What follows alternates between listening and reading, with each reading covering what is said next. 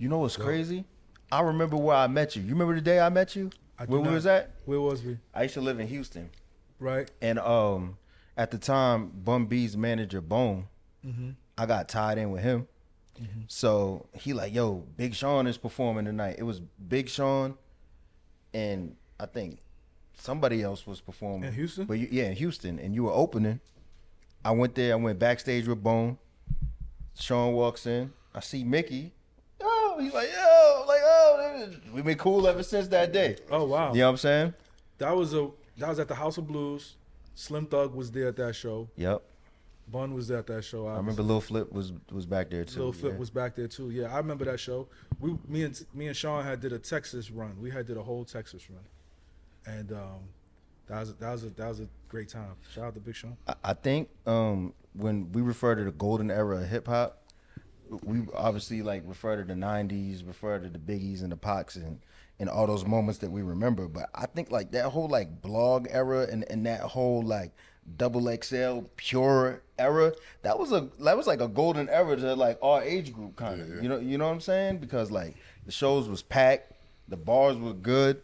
You know what I'm saying? We were talking about who's going to be the next Jay, who's going to be the next this one, who's going to be the next that one, and that has just completely dissolved. Like, how do you feel about today's landscape versus when you were coming up?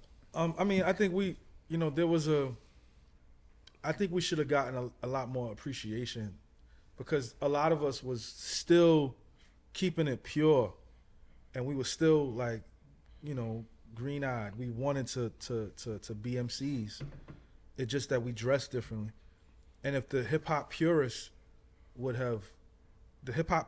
and the OGs would have just went with what we were doing, we wouldn't have what we have now. You know what I'm saying? Because they took what we did and just, I don't want to say bastardized it, but they just turned it into something completely different. Because we was coming in with bars. Like, I had to literally have rhymes ready all the time because every other week I was ciphering with Corey Guns and it was getting captured.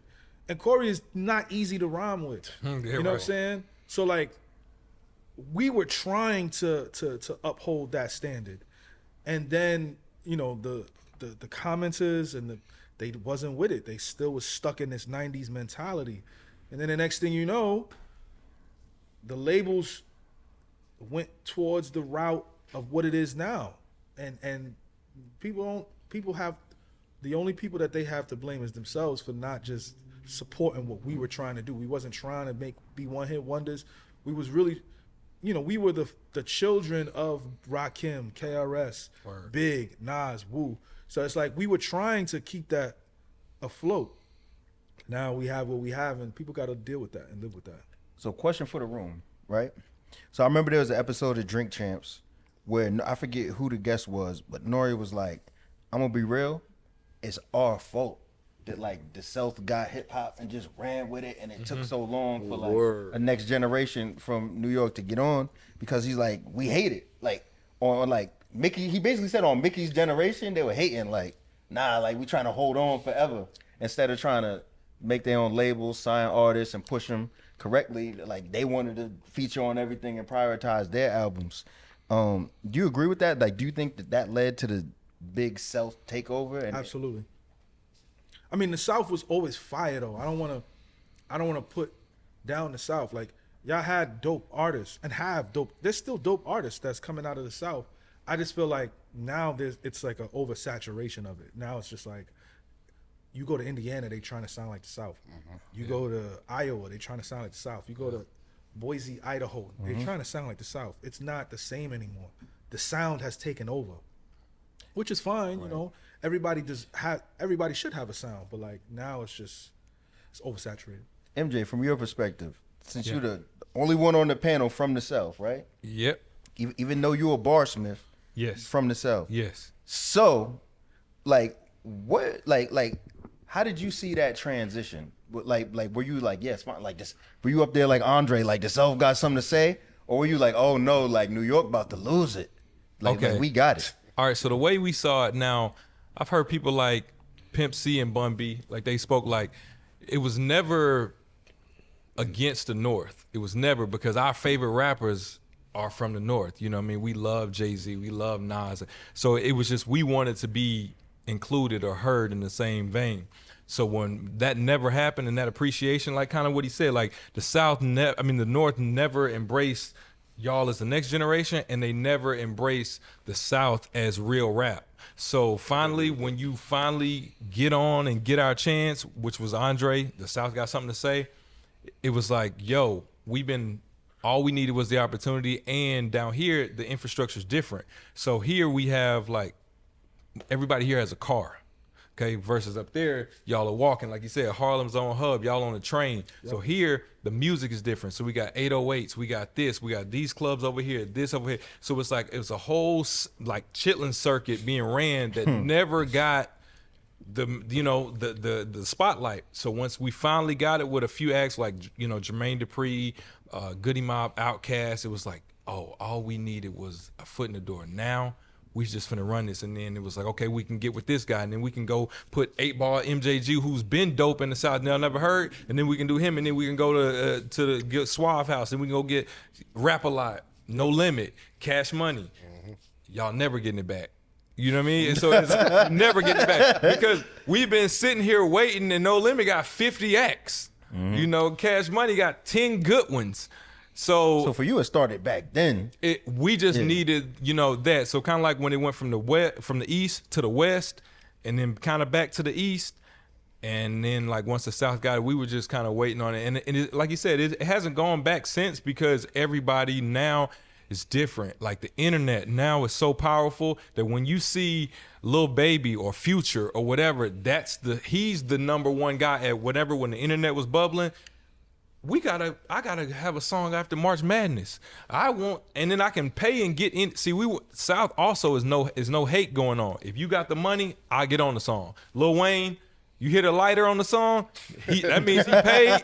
Oh, he's on it. It wasn't like, I'm not doing no song with this nigga. This nigga gonna try to get my shine and get my no. I want his fan base, and I want him to hear me. So that was the thing in the South. So now that's on the internet. It's like, yo, you need to sound like Lil Wayne. You need to sound like Future. You need to sound like Jeezy. Whatever the case might be, that's how it was, and it really hasn't changed from that much. There's some stars that have been made due to a label, but if you can become a star down South without a label, a major one. So I got another one. This is kind of funny, man. PC, you're going to be able to speak to this, man, right? So there's something going on where Westside Gunn was talking about how Flex doesn't react to certain people's freestyles, right? And he took issue because he felt like when Benny and Conway was ready to do their freestyles, Flex wasn't there on time. He dubbed one of the freestyles. And then he's like, well, when you watch the footage, he just sitting there like not reacting. But he's like, yo, every time you see him around one of these hype, like the Lil Yachty's or something, he like, you know what I'm saying? But if you notice, Mickey got some reaction from his freestyle. You know what I'm saying? Yeah. So like, did you go in there with the mentality of, oh, like I'm fighting to get a Flex reaction? You're like, I'm just gonna do my thing. Is that a thing with rappers that go up there? I didn't know what to expect. I agree with you though. I think that Flex, if you have a lot of popularity behind you, or you have like, if you look a certain way, he's gonna react to just that. He didn't really react to Lux. He was just like looking. You know what I'm saying? So like, I kind of went in there, called him out, said his name a couple times, and I was able to get that reaction. But like, I didn't know what to expect going in there, because again, Flex is Flex, so you kind of have to do what you do. Like, I've been in many ciphers and many radio stations where the people react. He is the toughest one to get a reaction on. He does that on purpose? I don't know if he does it on purpose. I just think he be in his own world. I went up there twice. The second time I went up there, he kept his mask on the whole time. Everybody can't come up here. The time when I think it was Lil Yachty or somebody was terrible, he was about to cry. It was Designer. It was Designer. Oh yeah, he was about to cry. He was like, everybody can't come up here. Right. Not even this nigga. He's never coming back. Not even this nigga. Right. So trash. You get a duo. Yeah. So what was West Side Gun's like point of view when he was like, you think he had, and does the camp feel like he has a point? Like, Flex really be doing that? They weren't happy with Flex at all. Like the second time they tried to come redeem themselves, Flex just no-showed them. They were sitting in the lobby the whole time. They was like, I don't think he's gonna come. You guys want to try another day? I'm sorry. That's crazy to do that to Yeah. New York, or the future of New York artists. The last time I went there, I waited like a good hour and a half, 2 hours. That's what they said. 2 An hour hours. and a half, two. They just left. Hey, he from the era of we want to see how bad you want it. I guess like I was, but the thing is, I flew up to do it, so like I had to get it done. And what's interesting is I barely got any reaction. We couldn't tape anything for other angles, pause, and it was just tough. So then, like the following week, I went up to LA Leakers, and it was like, they treated me like I was Jay. That's fire. They reacted. They was going fire. crazy. They put me in the green room. They was like, "Yo, you want water? You want some drinks?" It was a different vibe. They was happy. They was like, "Yo, you know anybody else we could bring up? You know anybody else that's new that we should bring up?" That's dope. The first time I went, not the first time. The second time I went up there, I had Daylight with me. That was the reason Daylight got on the LA Leakers show. Talk heavy. So they were like, "Yo, Mickey, that Daylight shit was crazy. Who else you have?" I'm like, "Yo, y'all should bring Geechee Gotti up here." So I'm calling Geechee. He never picked up the phone. He was sick. Wow. Oh no. So like, but it's a difference. After I did my freestyle, me and Flex took pictures. He got up, he walked out. It's just a different energy. He's from the olden days, so it's a little different. I don't get that. But salute to you, because that and the LA Leakers freestyles was some of the best Word. on those channels. You know what I'm Appreciate that. saying? Thank you.